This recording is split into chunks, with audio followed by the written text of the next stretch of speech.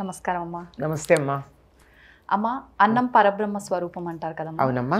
అయితే అటువంటి ఆహారం తీసుకునేటప్పుడు ఏ రకమైన నియమాలు పాటించాలమ్మా? ఇంట్లో పెద్దవాళ్ళు అంటుంటారు కదమ్మా, ఆహారం తినేటప్పుడు ఈ రకంగా తినాలి, ఆ రకంగా తినాలి అని చెప్పి. అయితే ఎటువంటి నియమాలు పాటించాలమ్మా? అమ్మ, చాలా నియమాలు ఉన్నాయి. వాటిల్లో కొన్ని ఈనాడు మనం పాటించడానికి అవకాశం లేనివి, కొన్ని అవకాశం ఉన్నవి. మొట్టమొదట భోజనానికి వెళ్ళబోయే ముందు కాళ్ళు చేతులు కడుక్కోవాలమ్మా. ఆ సంగతి మనకి పూర్వులు చెప్పారు, మధ్యకాలంలో మనం మానేసాము. మళ్ళీ WHO చెప్పిన తర్వాత పాటించాలని అర్థమైంది కదా. అవునమ్మా. అంచేత అది పూర్వులు చెప్పిన పద్ధతి. ఆ తర్వాత పూర్వకాలం కిందనే తినేవారు, నేల మీద కూర్చుని.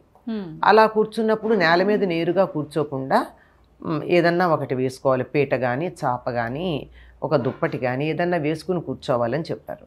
ఎందుకంటే మనం తినేటటువంటి సారం అంతా భూమికి వెళ్ళిపోకుండా మధ్యలో కొంత మనకు కూడా మిగిలి ఉండడానికి.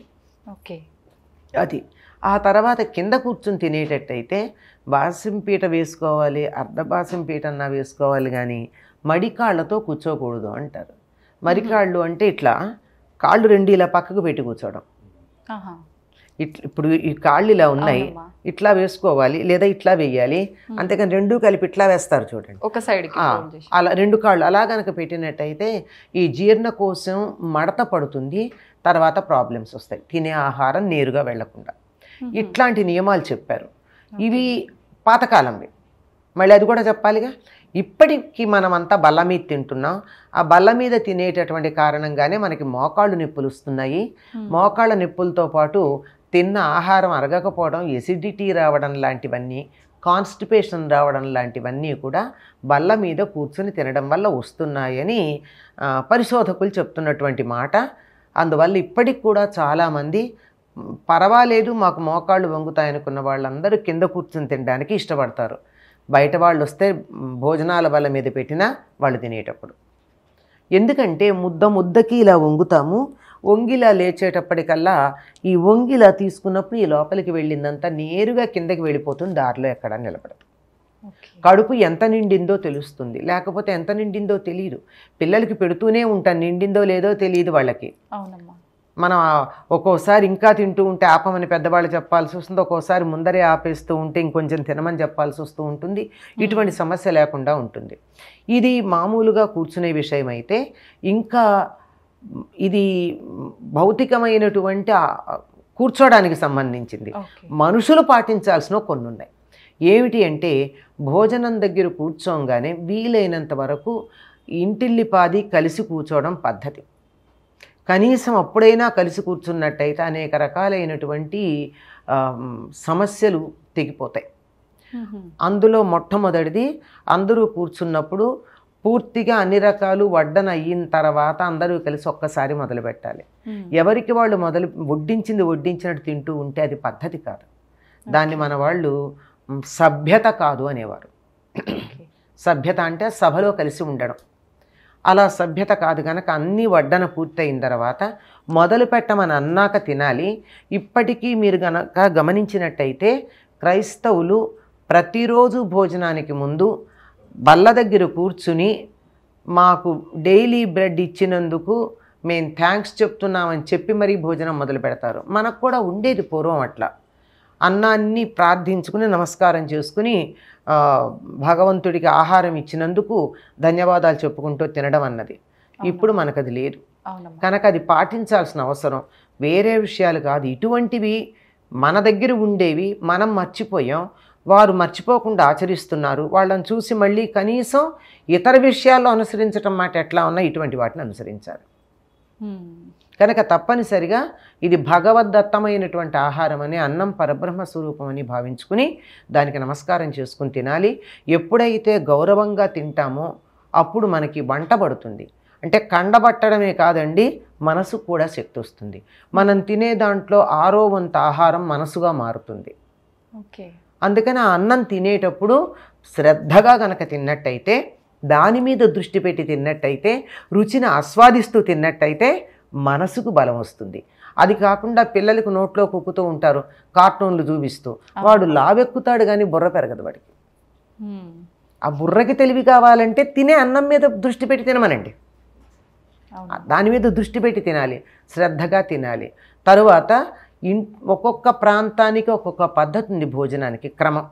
అవునమ్మా. ఆ క్రమం అందరూ పాటిస్తే వడ్డించే వాళ్ళకి తేలిక. ఎందుకంటే కొన్ని ప్రాంతాల్లో పచ్చడి ముందు తింటారు, కొన్ని ప్రాంతాల్లో పప్పు ముందు తింటారు, కొన్ని ప్రాంతాల్లో కూర ముందు తింటారు. ఏది అందరూ కనుక ఒకటే తినడం మొదలు పెట్టారనుకోండి, సుఖంగా ఉంటుంది వడ్డించే వారికి, హాయిగా ఉంటుంది, ఎంత అవుతుందో తెలుస్తుంది. ఒకళ్ళు ఎవరైనా తినడం నెమ్మదైతే మిగిలిన వాళ్ళందరూ ఆగాలి వాళ్ళు పూర్తయ్యేదాకా. అది పంక్తి మర్యాద అని చెప్తారు. పంక్తి అంటే ఒక వరుసలో కూర్చున్నటువంటి వాళ్ళు. అలా లేక ఒకళ్ళు ముందు లేచి వెళ్ళిపోతే కొంచెం నెమ్మదిగా తినే అలవాటు ఉన్నవాళ్ళు మొహమాట పడతారు, కడుపు నిండా తినలేకపోతారు. అదొక పద్ధతి. ఇది వీటికి సంబంధించింది. అయితే మధ్యలో చెప్పింది ఏమిటంటే గట్టిగా నవ్వటం చేయకూడదు అన్నారు, పోట్లాడుకోకూడదు అన్నారు, ఎటువంటి చెడ్డ మాటలు మాట్లాడుకోకూడదు అన్నారు. ఎందుకంటే మన అన్నం తినేటప్పుడు ఏమనుకుంటే అదే వంట పడుతుంది, అవే భావాలు. అందువల్ల మనసుకు సంతోషం కలిగించే విషయాలే మాట్లాడాలి, పోట్లాడుకోకూడదు. తర్వాత గట్టిగా నవ్వడాలు లాంటివి చేయకూడదు. అలా నవ్వితే ఏమవుతుంది, నవ్వుతున్నప్పుడు మా నోట్లో ఉన్నటువంటి అన్నం మెతుకులు కానీ ఏవైనా వీళ్ళ అవతల వాళ్ళ దాంట్లో పడతాయి. అది అంటూ సొంటూ అన్న మాట నుంచి ఆరోగ్యానికి మంచిది కాదు కదా, శుభ్రత కాదు కదా. అంచేత అదొకటి చేయకూడదు. వీలైనంత వరకు దగ్గు తుమ్ము లాంటివి వస్తే చెయ్యి అడ్డం పెట్టుకుని ఇతరులకి ఆ విషయం వెళ్లకుండా ఉండాలి. ఇవన్నీ పెద్దవాళ్ళు చెప్పేవాళ్ళు మాకు మా చిన్నతనంలో, ఇట్లా ఉండాలి అని చెప్పి. వీలైనంత వరకు మంచినీళ్ళు తాగకుండా ఉండాలి. భోజనానికి ముందు ఒక అరగంట లేక పావు గంట ముందు కాసిన మంచినీళ్ళు తాగి భోజనం దగ్గరికి వచ్చాక ఒక చుక్క తాగాలి. గొంతులో ఎక్కడన్నా ఎండిపోయినట్టుంటే తేలిగ్గా వెళ్ళిపోతుంది గనక మధ్యలో గనక తాగినట్టయితే జీర్ణరసాలు పలచబడి తిన్నటువంటి ఆహారం అరగదు. అందువల్ల మధ్యలో మంచినీళ్ళు తాగకూడదు అని చెప్తారు. చిట్ట చివరికి మజ్జిగ వేసుకున్నట్టయితే మనం తినే దాంట్లో ఉన్న ఎటువంటి టాక్సిన్స్ ఉన్నా మజ్జిగ టాక్సిన్స్ అన్నింటినీ బ్యాలెన్స్ చేస్తుంది. నోట్లో ఎటువంటి చెడు బ్యాక్టీరియా ఉండకుండా మంచి బ్యాక్టీరియా మాత్రమే ఉండేట్టు చేస్తుంది మజ్జిగ అన్నం చివరి తింటే. అందుకని మజ్జిగ అన్నం చివరి తినాలి అని చెప్పారు. ఇప్పుడు కూడా మనకి ప్రోబయాటిక్ ఏదో చెప్తారు, ఆ ప్రోబయాటిక్ అన్నీ మనకి మజ్జిగలో ఉంటాయి. అందుకని ఈ పద్ధతిలో తినాలి, ఎవరిని నిందించకూడదు. తర్వాత చాలా ప్రధానమైనది ఏమిటంటే ఏదైనా ఒక పదార్థం బాగుండకపోతే బాగుండలేదు అని చెప్పకూడదు. ఎందుకంటే అందరికీ రుచి తెలియదమ్మా, తినేస్తూ ఉంటారు. ఉప్పు ఎక్కువైనా తక్కువైనా బాగుండకపోయినా తినేస్తూ ఉంటారు.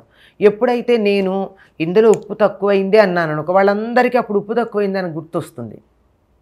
అందుకని బాగుండలేదన్న మాట పొరపాటును కూడా చెప్పకూడదు. బాగుంటే బాగుందని చెప్పచ్చు, బాగుండలేదని చెప్పకూడదు. తర్వాత నిందించకూడదు. అన్నం నదింద్యాత్ అన్నారు, అన్నాన్ని నిందించకూడదు. ఎందుకంటే పరబ్రహ్మ స్వరూపం. తర్వాత ఇంకా పంక్తి మర్యాదలు ఒకటి ఉన్నాయమ్మా, ఇంట్లో పెద్దవాళ్ళు చెప్పే ఉంటారు. ఏమిటంటే మారువడ్డానికి పెద్దవాళ్ళు అడగలేదనుకో, ఇప్పుడు పప్పు వేశారు అందరికీ, కూర వేశారు, కూర కొంచెం కావాలా అని అడగలేదమ్మా, మనం అడగకూడదు. ఎందుకు, అక్కడ లేకపోతే వాళ్ళు మారు అడగరు. మనం అడిగితే వాళ్ళ చేత లేదు అనిపించాల్సి ఉంటుంది. ఉన్న పదార్థాన్ని కొంచెం పప్పు వేసుకుంటారా, పచ్చడి వేసుకుంటారా, పులుసు వేసుకుంటారా, ఇంకోటి వేసుకుంటారు, ఇంకోటి వేసుకుంటారు అని అడుగుతూ ఉంటారు. కూర అడగరు, ఎందుకంటే అక్కడ లేదు. అంచేత మారువడ్డానికి వడ్డించే వాళ్ళు అడగకపోతే మనం వేయమని అడగకూడదు, ఉంటే మాత్రమే అడగాలి. ఇలాంటివి పాటించాల్సినవి చాలా ఉన్నాయమ్మా. గట్టిగా తేన్చకూడదు, అని తీరుస్తూ ఉంటారు కొంతమంది. వస్తుంది, తేన్పు రాకుండా ఉండదు. లోపల జీర్ణకోశంలో గాలి ఉంటే మనం అన్నం తినేటప్పుడు ఆ గాలి బయటకు వస్తుంది. దాన్ని చాలా మృదువుగా పక్క వాళ్ళకి ఇబ్బంది కలగకుండా తీసేయచ్చు. అలాగే చప్పుడు చేస్తూ తినకూడదు అంటూ ఉంటారు కొంతమంది, అలాంటి చప్పుడు చేయకూడదు. ఇంకా తినేటటువంటి కరకరలాడే పదార్థాలు తినేటప్పుడు కూడా ఆ కటకట శబ్దం అవతల వాళ్ళకి చెవికి అసహ్యం కలిగించేటట్టుగా కాకుండా దాన్ని కొంచెం మృదువుగానే తినచ్చు. ఈ కారపూస లాంటివి ఉంటాయి, ఒడియాలు లాంటివి ఉంటాయి, కరకరలాడతాయి. కానీ కరకరలాడే వాటిని కూడా మృదువుగా ఆ శబ్దం బాగా వచ్చేట్టు చేయొచ్చు కదా. అట్లా కాకుండా అసలు ముందు మనం తింటుంటే అవతల వాళ్ళకి ఆకలి లేని వాళ్ళకి ఆకలి కలగాలమ్మా. మనం కంచంలోనో విస్తట్లోనో మనం కలుపుకుని తినే తీరుందే, అది చూస్తే అన్నం తినద్దు అనుకున్న వాళ్ళకు కూడా తినాలనిపించాలి. అంత బాగా తినడం అన్నది నేర్చుకోవాలి. చక్కగా మునివేళ్లతో అందంగా కలుపుకుంటూ ఒక పదార్థం కలవకుండా దేనికి అది విడిగా పెట్టుకుంటూ ఆ చూస్తే ఆకలి వేయాలి, అట్లా తినాలి. ఇలాంటివన్నీ పూర్వకాలం ఇంట్లో పెద్దవాళ్ళు చెప్పేవాళ్ళు. వీటన్నింటికి వెనకాల ఆయుర్వేదపరమైనటువంటి శాస్త్రీయమైనటువంటి విజ్ఞానం దాగి ఉంది. ఇది ఊరికే మాటల్లో సరదాగా చెప్పింది కాదు, వీటన్నిటికీ కూడా సైంటిఫిక్ రీజన్ ఉంది. చాలా చక్కగా తెలియజేశారమ్మా. ధన్యవాదాలు.